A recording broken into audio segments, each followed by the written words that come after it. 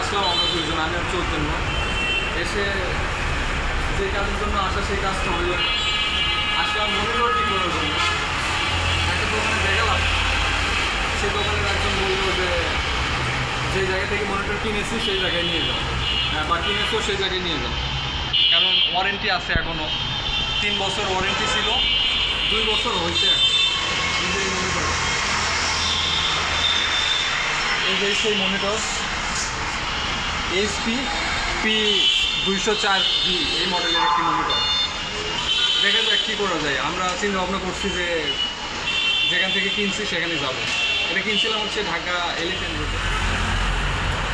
Repair করে দেয় যারা,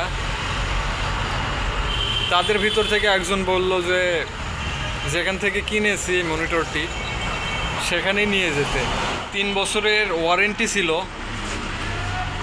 এখনও 3 বছর হয়নি অবশ্য।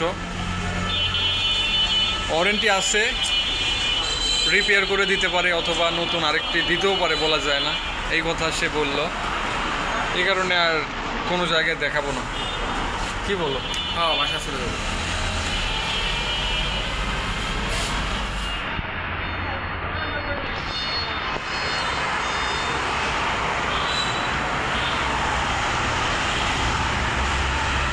বন্ধুরা, মনিটর তো ঠিক হলো না।